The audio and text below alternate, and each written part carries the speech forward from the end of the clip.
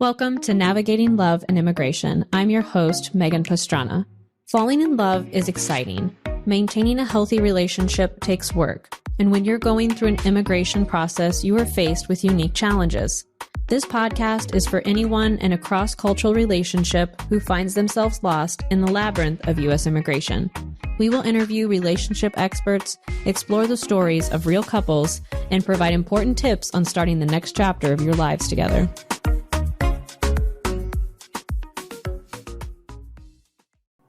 Hi, everyone. Welcome to episode 4 of Navigating Love and Immigration. I'm super excited because in this episode, I have an amazing friend and guest and relationship expert with us. Her name is MarieElizabeth Molly. And MarieElizabeth has an amazing job, and I love her job title. She's a relationship transformation expert, and she is the CEO and founder of Relationship Alchemy. And she also has a podcast. She hosts a podcast called Relationship Alchemy. And I think that's such a fun title. So what MarieElizabeth does is it's so beautiful. She really works with individuals and couples to go through and navigate those heavy challenges of love to turn it into gold, just like it sounds, relationship alchemy. And I love the modality in which you use, MarieElizabeth, for your coaching, and that of the parallel paths of inner and outer work, because that's so important in a relationship. It's you and the other person, and the two of you together as a team. So welcome. Thank you so much for being here. Is there anything else you want to add to your work in the world? I think you covered it really well. Maybe one thing to add would be that I have a background in traditional Chinese medicine. So I'm always looking at the underlying foundation of the relationship, as well as any symptoms that are arising in the moment. Yeah. Thank you for mentioning that, because I know we've discussed that before, and I think that's so important that you're getting to the root and not just Band-Aid solutions, because there's a lot of Band-Aid solutions nowadays. But if you're not addressing the root cause, you're not going to be able to fix things. And Right. I'd also like to clarify for everyone, when do couples or individuals usually come to you? Is it when they're experiencing problems or when there are presenting issues? And when do you recommend that couples or individuals look into work like this with relationship expert work? Well, there's a couple of times where people tend to come. One is when problems are presenting themselves and they want support in shifting and moving through those issues. But another more hidden reason people come is the relationship is good and they want to know how to take it to great, because relationships have a lot of potential to both grow us individually and grow us in relation to another person. So you don't actually have to wait for things to be messed up or bad to make things better. In fact, I think the more you learn how to up your skill when things are good, you can go so much further because you're not trying to remediate something that has already started to break. Mm-hmm. Yeah, that's so important, because I know a lot of the couples that I work with, their relationships are new and they're in that very magical phase of falling in love, and it's so exciting. And it's not something that's necessarily on their radar, that potential for that trajectory of growth personally and in their relationship. And so I think it's so important to be considering that path is a path of growth individually and together. And so I'm very excited for our discussion here today. And I know that when you and I were talking earlier today, I said that something that I know couples going through an immigration process are facing, it's really a trifecta of things. It's this really long wait time. And oftentimes they are living in 2 separate countries. So there's that component of distance. And then there's a component of maybe being in limbo while you're waiting for certain phases of the case, be it a work permit or the actual green card, and just feeling this inability to plan fully for the future because you're waiting on this immigration process. So it's a lot of, like you're calling, those heavy challenges of life. And it might seem like, how is that possible to turn something like that into gold? But I really wanted to have you talk about this slow and flow practice that you talk about in one of your podcasts for dealing with difficult times, and any other advice you'd have for couples confronting these kinds of difficulties. Wonderful. Well, my first invitation would be to, especially if you are in different countries, is to don't immediately go to the difficulty of that and what a bummer it is and all of that. As best you can, try to reframe that separation time as an opportunity to get to know each other more deeply and in ways that you may not use when you're together. When you're together, it's yummy, it's juicy, you can touch each other, you can be physically intimate, you can be close. But when you're separated, that piece is taken away. So then there's an opportunity to get to know each other more deeply on the level of communication and conversation, and get to know each other's stories more deeply and your history. So there's really a chance to deepen intimacy in innovative and new ways, let's say over Zoom or FaceTime or whatever you have access to, phone, if that's what all you have. But you can really get to know each other in such a deep way because you are having to rely on basically communicating with each other without other opportunities to be together. So in some ways there's less distraction, I think, because you might have to work a little harder initially to get excited about, okay, well, let's play some games over FaceTime. Let's ask each other questions. There's a wonderful resource that was put out by the New York Times that was 36 questions to fall in love. And you could find that for free online and ask each other a question a night, something like that. So there's ways that you can use the time where you're physically apart that'll still build more intimacy between you for when you come back together. And then you'll already be connected and there won't be as much kind of gear change to then be together. Mm-hmm. So how does that land before I go into the slow and flow? Yeah, that's so beautiful because that's kind of advice that I give, to couples too. And I know a lot of couples do things like that. I love hearing the ways that they're being creative to connect. We have couples that'll talk about cooking with each other, and they might be on two completely different time zones, right? One's cooking breakfast and the other one's cooking dinner, but they're, doing something together there on Zoom or whatever platform that they happen to be using. And I've even had couples tell me that they'll fall asleep together with each other at night through like a platform like that, just having the camera or whatever and feeling that connection and just feeling like they talk until they fall asleep. But I think it is very beautiful to really deepen that emotional connection and get to know each other better, because it's really easy in the the day-to-day that we don't necessarily take that time to connect and talk because we're together, right? It's easy to just get into a routine and forget to make that deep connection. So I think that's beautiful. And we'll definitely find those 36 questions and post that too, so couples can use that. Awesome. So about flow and slow and flow practice, this is something that my partner and I have talked about quite a bit. We met in a personal growth community where this idea was talked about. So slow practice is the time that you put in, basically the time on the mat of any practice. So this can apply in relationship, but this also applies with your own, let's say your meditation practice or your yoga practice or your exercise practice. There's any number of places you can apply this idea. So slow practice is where you're doing your practices each day. You're showing up to the Zoom call, you're talking to each other, you're connecting, or if you're together, you're having conversations, you're asking questions, you're building that intimacy when things are basically good, so that you have some spaciousness in your life enough to do your practices and have a repetitive ongoing relationship to your own interiority and to each other's interiority. Flow practice is when life speeds up, when the shit hits the fan and you have to just go, like you're in the middle of a move or something big is happening. And that's when you need to just be able to move as one, to move as a team, However, if you haven't been doing slow practice, if you haven't been building a sense of intimacy, a sense of team, a sense of connection during the easier times, it can be harder to access flow together when life speeds up, when you're facing a deadline or you have to, you're headed to your immigration appointment, whatever the stressor might be.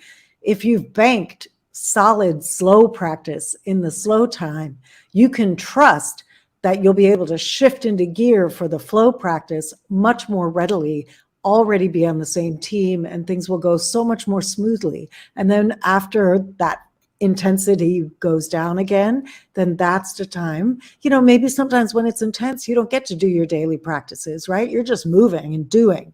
But then when things slow down again, then you come back to slow practice. You pick up your meditation, you pick up your yoga, whatever it is, or you pick up your conversational practices with each other that have you feel closer. And in that way, you're continually feeding, again, the foundation, the root of your relationship when you have space to do so. So that if the unexpected occurs, one of you has to go to the hospital, whatever it is that's happening, you're already in sync and you can just go. Mm-hmm. Yeah, I love that. And something I wanted to mention too that I know you had in that that podcast episode was how you plan for unexpected events to the extent that we can plan for unexpected events in life. And one of the takeaways that I got from that in the context too of an immigration journey would be there's going to be things that are going to come up in an immigration journey. I know at the beginning, immigration can seem deceptively simple, that it's just forms. And I always prepare couples, we're working with the government, and it's a bureaucratic system.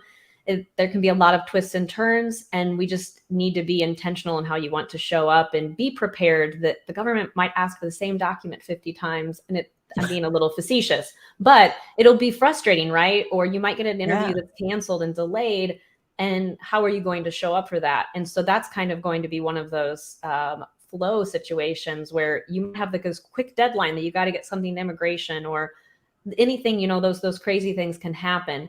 And so what I got from your podcast episode was to kind of plan for how do each of us show up under stress? And then when a stressful event occurs, what is something that I can handle and what I can do? And with immigration, I know you said something about like, if there were a natural disaster, do you have your paperwork prepared, and who would be best to do those things? And so, yeah, when working with couples, there tends to be one person who's really good at just being laser focused and like, yep, this is stressful and this really sucks, but I'm going to take care of these documents and you can get this part. And so tell us a little bit more about that team effort and how couples could show up and be prepared for things that are unexpected in life. It's so key to prepare in advance. So I want to talk a little bit about stress styles as a lead-in. So we all have habituated ways that we respond to stress. And for me, I tend to, when I start to ramp up, I get nitpicky and critical. And I've just learned this about myself. Yeah, I've just learned this about myself. It's what happens when I'm activated, right? I just go into criticism and I start to move faster. So my system I was born in New York, which is a fast-paced city. And so my system just tends to go into high gear and I move really fast. My partner, however, or fiance actually, my fiance he's an engineer by background. He was trained as an engineer and he has a very mathematical spreadsheet, look at everything kind of mind. And so when he starts to get stressed out, his natural mode is that he slows down and gets more deliberate. So I speed up and he slows down. And as you can imagine, before we worked this out, we used to clash there because I'd be like, come on, move, get moving, and he'd get frustrated with how quickly I was moving because sometimes I would make errors. And as an engineer, he's very averse to errors. So, which is why he slows down and gets more deliberate. So by talking about it openly, me owning, wow, you know what I've noticed when I get stressed, I speed up. And he's like, yeah, I've noticed I slow down. Look, we have very different ways of responding to stress. We worked out a plan that If either of us notices the other going into their stress pattern before that person notices it themselves, like if I start speeding up and I don't catch that I'm speeding up, but I'm starting to pick at him, rather than getting defensive or mad or, judging me, he has now learned to say something to the effect of, hey, I noticed that you're starting to speed up. Are you stressed? So he responds now to what's changing in me with curiosity and concern. Mhm. And vice versa. If I notice him starting to stutter in the sense of, forward movement isn't happening and he's kind of buffering, as we like to call it, his brain sort of goes into buffering and he starts to kind of there. I'll say that, hey, I notice it feels like you're buffering. Is that going on? Or it feels like you might be getting stressed. What's happening? So the first move is when you notice your partner going into whatever their stress mode is, ask, hey, how you doing? Are you stressing? How can I help?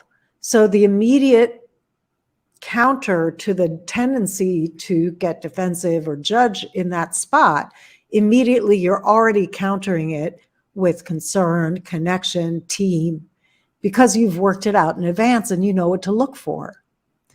Then, obviously, each person wants to be tracking their own stress as best as possible. I try to track and preemptively say to him, hey, I can feel myself ramping up. I can feel myself starting to get stressed. So if I get picky with you, don't take it personally. That can also be super useful. So sometimes you're not going to notice yourself. You're just going to go into the stress pattern because that's what's happening. And your partner can assist there. But other times you can feel yourself starting to stress out. And then you can preemptively let your partner know what's happening with you so you don't end up in a blowout. All of these by planning in advance, by knowing each other's stress styles, by non-judgmentally, this is the key, by non-judgmentally working out what to do there with each other, what the best support would be with each other. Then when the thing does happen and you do get stressed out, you already have some muscle memory and you know what to do there. Oh yeah, don't silently judge my partner and shut down. Instead, reach out, notice, name what's happening, ask how they're doing, whatever occurs in the moment as the right response. Yeah, that muscle memory, it really is powerful, because I know when I first started practicing that, I was like, oh, I'm open to this. Is it going to work? But it really does. You become more cognizant of your higher self-awareness. And then with your partner being aware of it too, it's really powerful. And naming it. It takes away the power of that stress. It kind of takes it down a little because it's named, right? Yeah, and the other key, actually, the other key I didn't mention here is you're not judging it either for yourself, right? That's so So I important. mentioned not judging your partner for their stress style. Don't judge yourself for your stress style. We all have these nervous systems that were built when we were little by our circumstances and our family of origin. That's set up the nervous system that we each have. And we can learn to work with it and befriend it and make different choices. But it's not about shaming or making wrong what your default response is. It's just your default response, and that's okay. But it might not be the best response, and you have options to choose differently if you stay away from judging it and go and are able to stay with, well, what would serve the situation better here?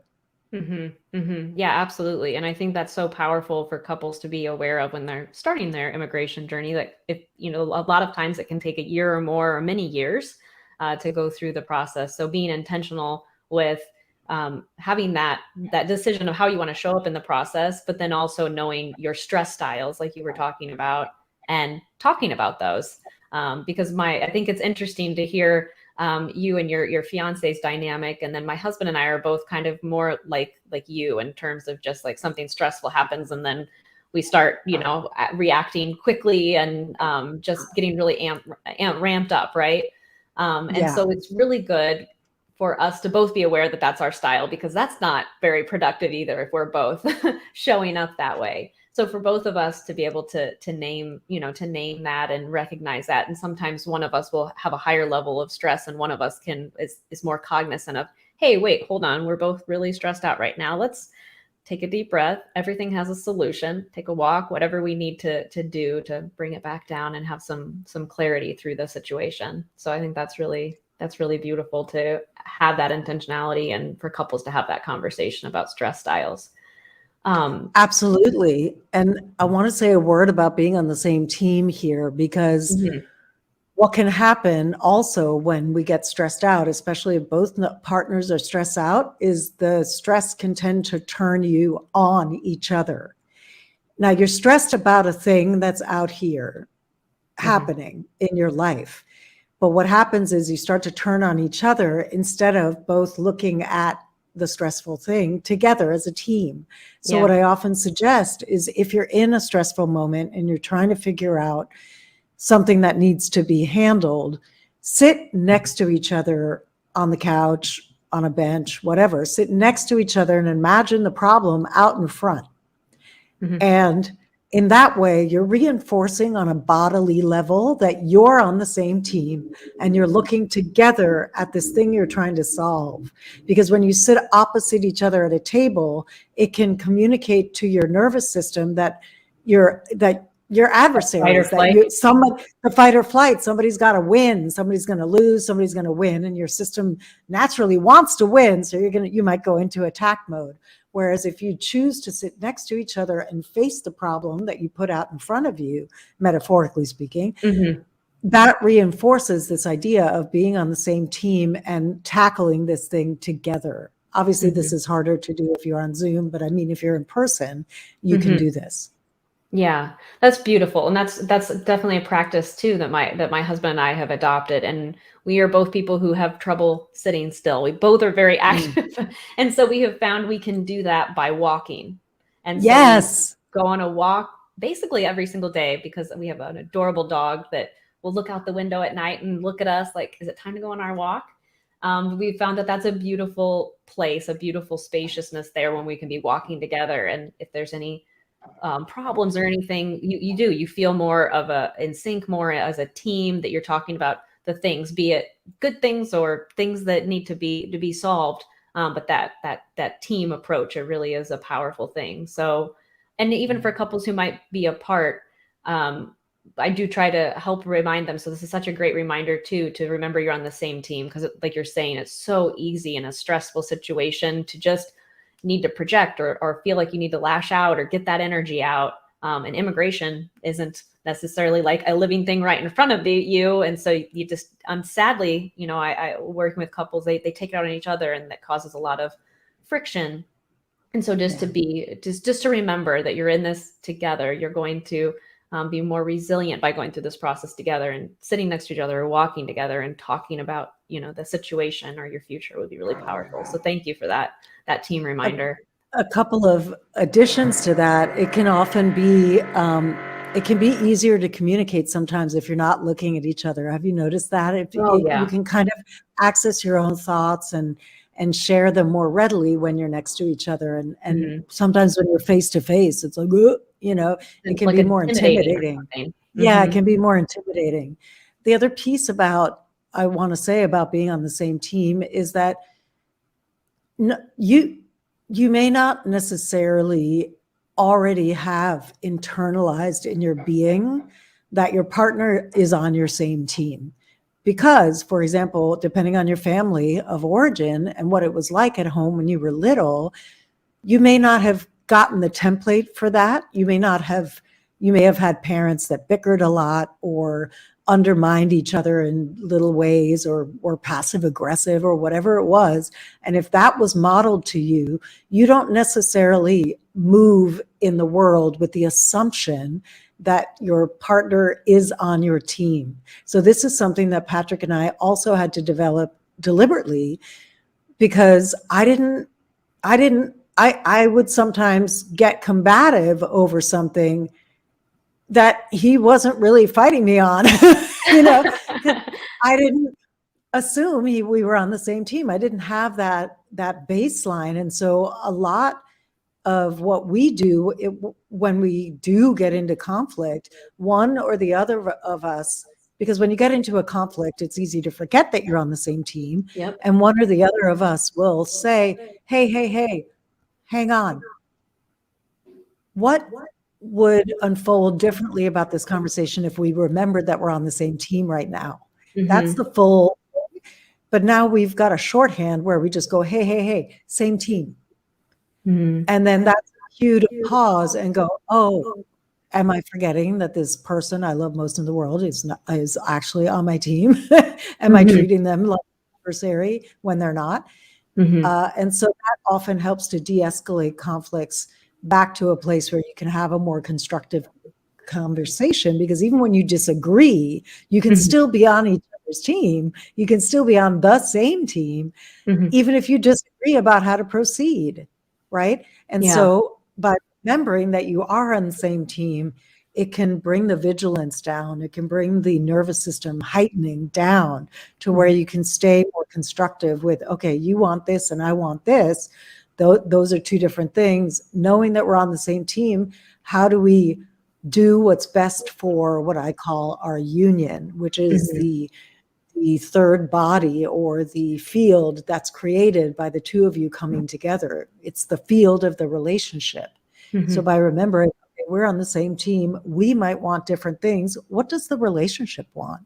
That's so And powerful. you could ask that question, what would be best for our union here? What would serve our relationship the best if we were on the same team? And it might be my idea, it might be his idea, it might be neither. It might be a third idea that emerges when we ask that question.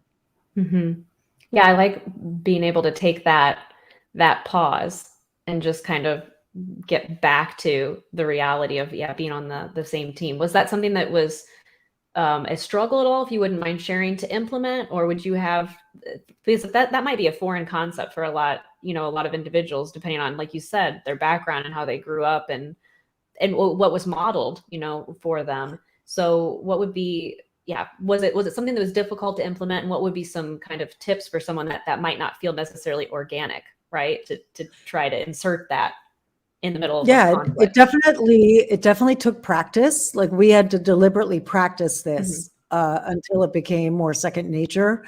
I like to insert play. And so one thing that worked well for us is we named our team. So our team is called Team Love Bomb.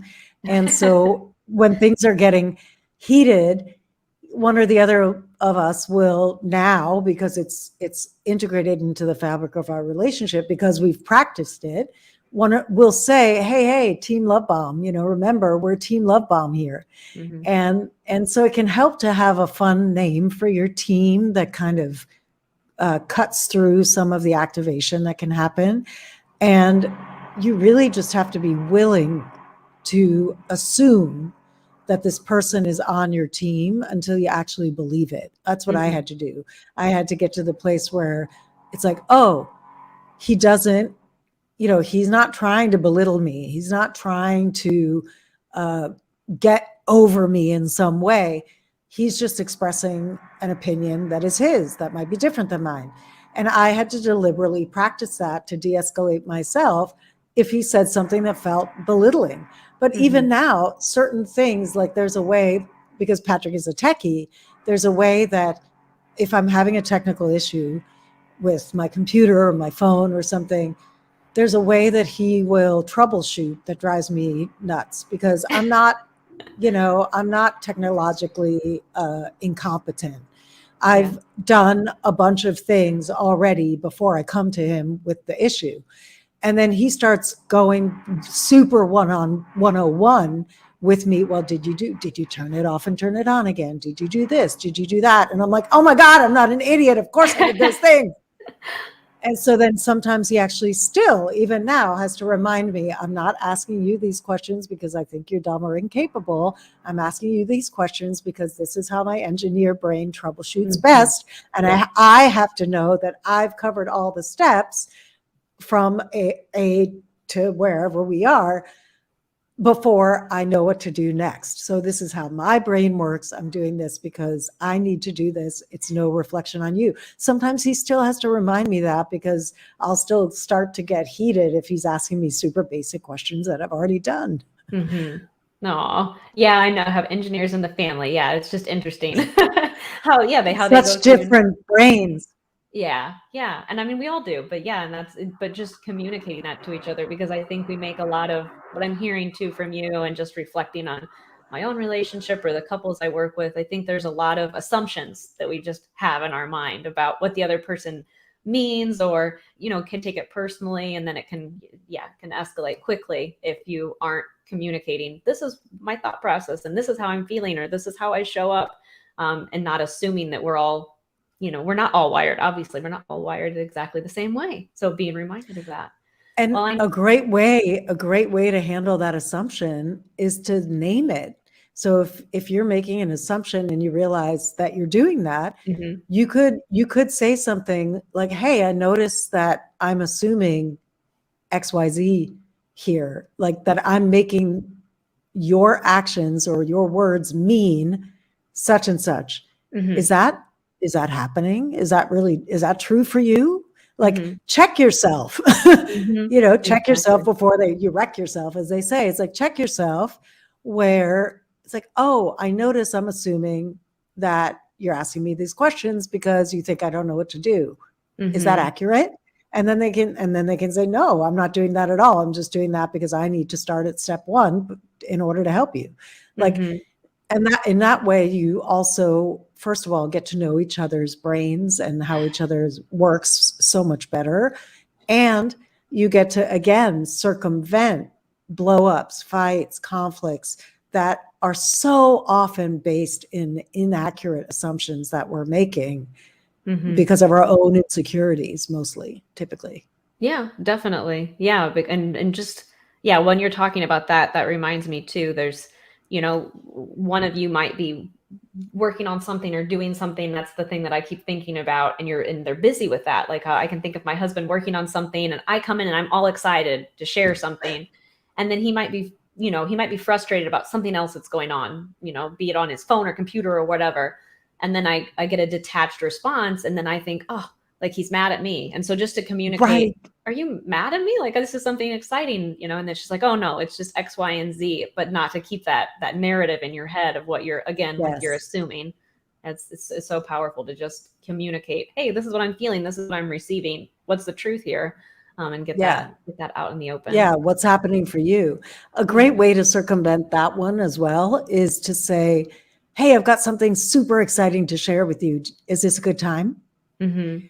And in that way, you actually prime your partner's listening Mm-hmm. for that this is something you're excited about, and you prime them to respond. First of Mm-hmm. all, they get to say, "No, this isn't a good time. I'm super frustrated with what's happening with my phone right now and I don't have bandwidth." And you Mm-hmm. could say, and then you say, "Okay, great. I'll tell you later." Mm-hmm. Let me know Exactly. when you're available. Yeah. Or if they say, "Oh, yes," it also cues them to put that thing down that they're doing, if they Mm-hmm. are in a space where they can put it down, and actually pay attention to you 100%, because that's just Mm-hmm. going to feel so much better to both of you than you telling your partner about something when they're otherwise occupied, and then their attention is split, and it's just jarring. It doesn't tend to go as well. Exactly. Yeah, I think that's so important. I know you and I could talk forever. I think this is just so fascinating, and I think it's going to be so helpful for not just couples going through the immigration process, but all couples, and also individually. So I'm so grateful for your time here today, and your time and expertise was just of such amazing value. It was such a great gift, but I know you are such an amazing giving person that you also have a gift that you were wanting to share with everyone, and I will post the link below. Wherever you happen to be watching or listening to this podcast, there will be a link to this free gift from MarieElizabeth. Do you want to mention anything about the free gift? Sure. It's called Three Secrets to Having More Love and Connection in Your Relationships. And it's one of the secrets is actually the same team idea that we talked about, but the other two I'm not going to tell you. So you have to get the gift to get it. But it's called my ACT formula. In the gift, I talk about my ACT formula, which is 3 steps to really creating relationships that have great connection, great communication, clarity, and you really feel like you're on the same team. And there's also a download of a 10-minute guided meditation as part of it that helps you embody the quality you want to move into your day with. So if you want to move into your day with calm or clarity or power or peace, whatever it is, you pick the quality you want to be feeling and emanating as you move into your day, and then listen to the 10-minute meditation that will guide you through and anchor it for you so that you are ready to face whatever is coming at you that day. Oh, I love that. That's such a beautiful gift. Thank you so much. I'm definitely going to check it out, and I think that'll be so Awesome. beneficial for all of our listeners, especially going through an immigration process. So thank you so much again for your time. It's been an absolute pleasure. I loved our conversation here today. So thank you. Me too. Me too. Thank you so much for asking me. I was so happy to be here. It's such an intense time, the immigration process. I'm happy to shed and, insert some light into it for people. Well, thank you. Yeah, thank you again. I know everyone is going to benefit immensely from this. So thank you.